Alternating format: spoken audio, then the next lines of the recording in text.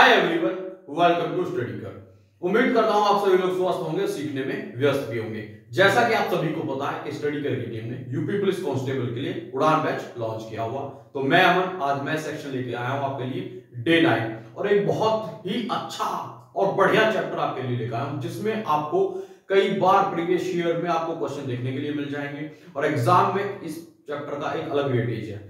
लेकिन अगर इस चैप्टर के बेसिक की बात करें तो इसका जो बेसिक है वो कई बार डिफरेंट चैप्टरों में अलग अलग तरीके से यूज होता है, जिसे हम फ्रैक्शन वैल्यू के नाम से जानते हैं। तो हम उन्हें भी देखेंगे। जो इसका बेसिक है प्रतिशतता, यानी कि परसेंटेज। अगर मैं ये कहूं कि प्रतिशतता से लगभग आपको 3 से 4 क्वेश्चन या 2 से 3 क्वेश्चन तो मिलेंगे ही, लेकिन इस चैप्टर को पढ़ना इसलिए जरूरी है जब आप लाभ हानि पढ़ेंगे, जब आप सिंपल इंटरेस्ट यानी कि साधारण ब्याज पढ़ेंगे, चक्रवर्ती ब्याज पढ़ेंगे या फिर क्षेत्रफल पढ़ेंगे, तो वहां पे भी इसका एसेंस दिखेगा, इसके क्वेश्चंस आपको दिखेंगे। चलिए फिर, लेकिन क्वेश्चन देखने का यह मतलब नहीं है कि क्षेत्रफल में आपको परसेंटेज के क्वेश्चन दिखेंगे, उनका यूज होगा, क्योंकि परसेंटेज जो होता है वो कहीं भी यूज हो सकता है, 30%, 40%, इस तरीके से।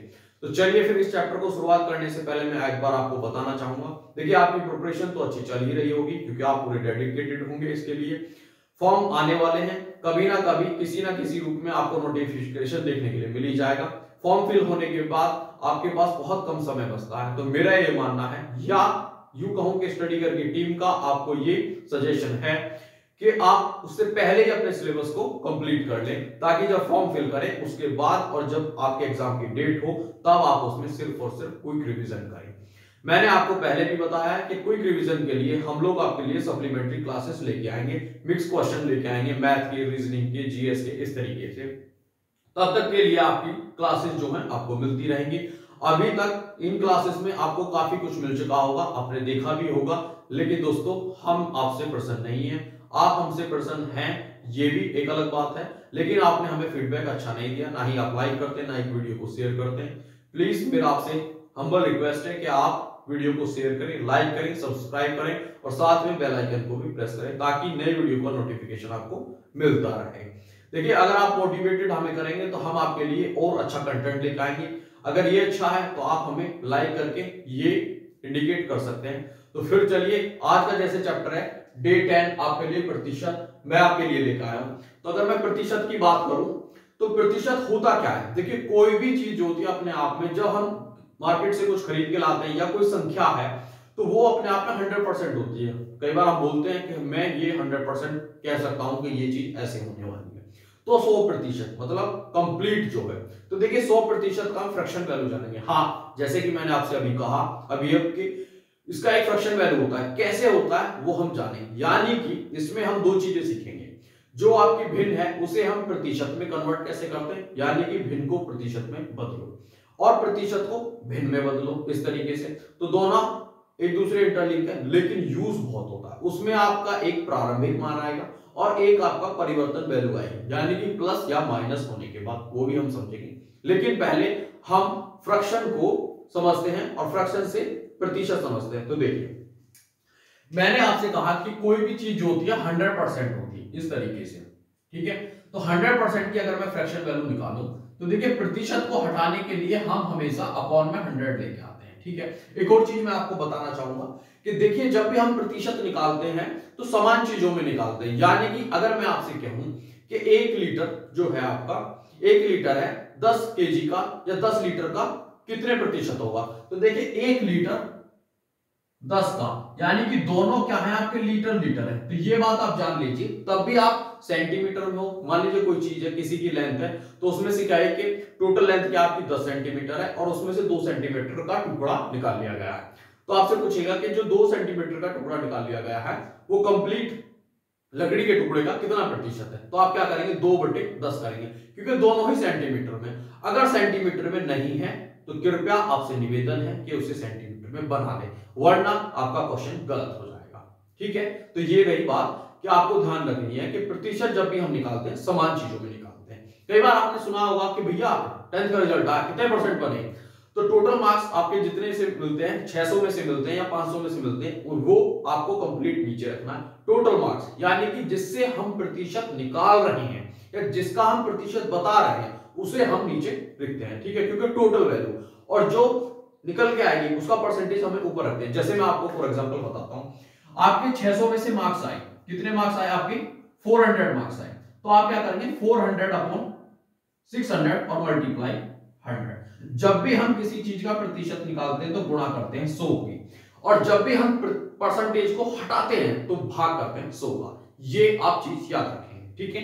तो चलिए फिर आगे चलते हैं। चलिए, तो ये थी बात 100% की। 100% की फ्रैक्शन वैल्यू देखिए, परसेंटेज हटाने के लिए मैंने 100 से नीचे ये कट कर दिया, तो ये आपका 1/1, यानी कि अगर मैं ये कहूं कि 100% की जो यूनिट वैल्यू है वो 1 है, ठीक है।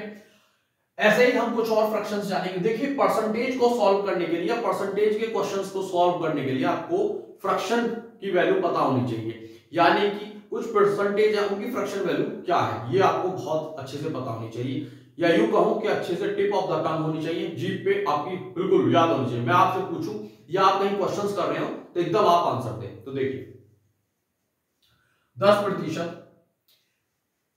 मेरा आपसे पूछने का मतलब ये है, अगर मैं आपसे कहूं कि 45.45 की जो परसेंटेज है उसकी फ्रैक्शन वैल्यू बताएं, तो आप कमेंट सेक्शन में बताइए, आंसर कीजिए उस वीडियो का, ठीक है। तो देखिए 10% है, 10 को अगर मैं फ्रैक्शन में बदलूंगा तो क्या आएगा 10/100। देखिए परसेंटेज हट गया, ये 0 से 0 कट गया, तो 1/10, यानी कि 10% की फ्रैक्शन वैल्यू 1/10।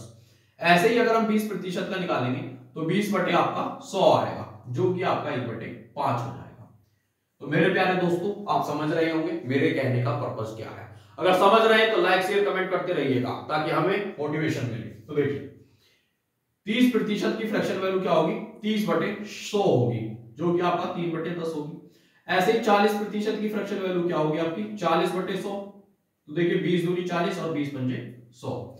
ऐसे ही आपकी 50% की फ्रैक्शन वैल्यू क्या होगी, तो 50% की फ्रैक्शन वैल्यू होगी आपकी 50/100, जो कि 1/2 बन जाएगी, ठीक है। ऐसे ही आपकी 60 की क्या होगी, मैं आपको मैक्सिमम जितनी भी प्रतिशत वैल्यू होती है, जो भी परसेंटेज आपका क्वेश्चन में फ्रेम करके आपको मिलेगा, देखिए एग्जामिनर बहुत ही शार्प माइंड हो गया, अब वो भी रटे रटाए पैटर्न के क्वेश्चन नहीं देता है। तभी मैं आपसे बार बार कर बोलता हूं कि शॉर्ट ट्रिक पे ध्यान न दे, अन्यथा आपका एग्जाम बिगड़ जाएगा, ठीक है।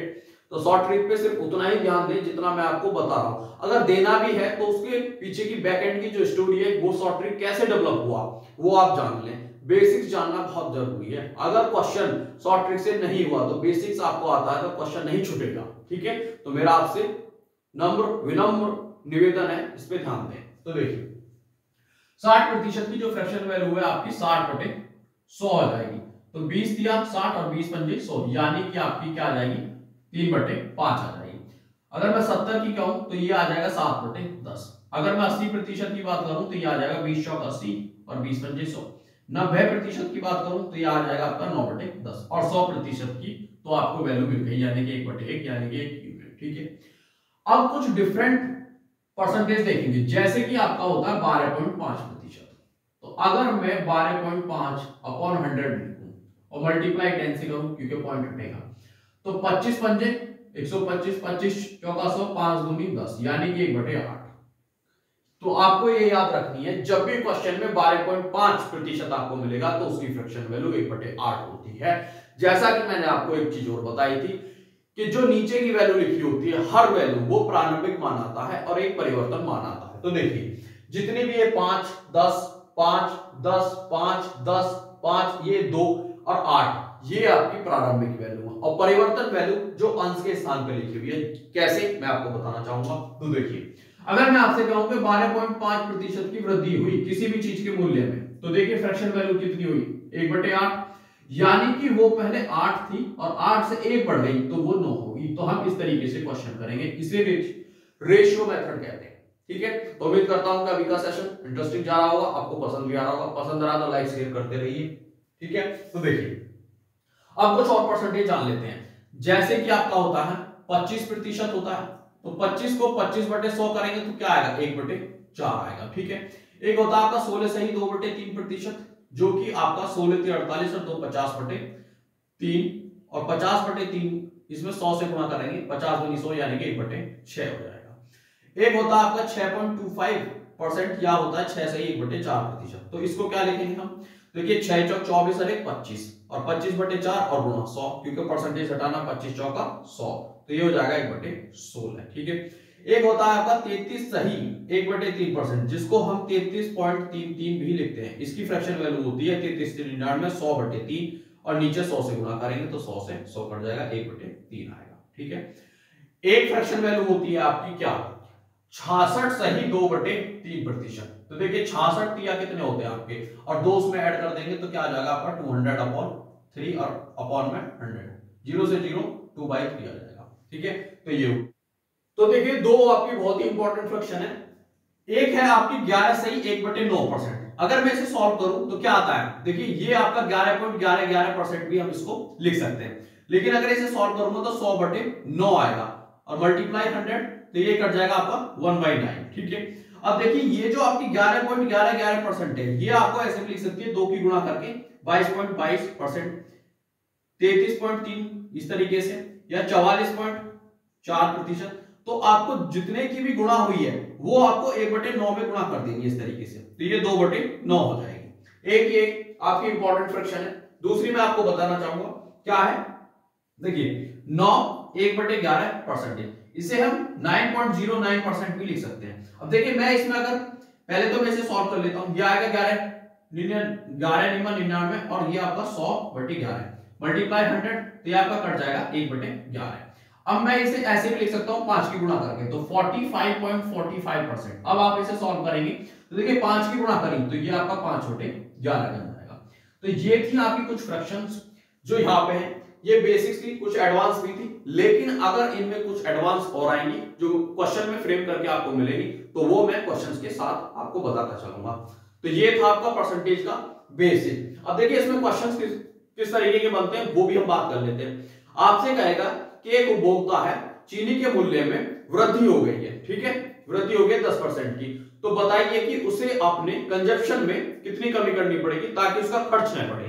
तो इस तरीके के क्वेश्चन में जब भी आपको कहेंगे 10% की वृद्धि हो गई है, बताइए खर्च कितना कम, खर्च उतना ही रहे और उपभोग आपका कम हो जाए, कंजप्शन, तो आपको क्या करना है, 10% की वृद्धि हुई तो 10% की वृद्धि 10 ऊपर और 100 कोई भी चीज होती है अपने आप में तो क्या हो जाएगा टोटल 110 और मल्टीप्लाई बाय 100, तो 0 से 0 कट जाएगा।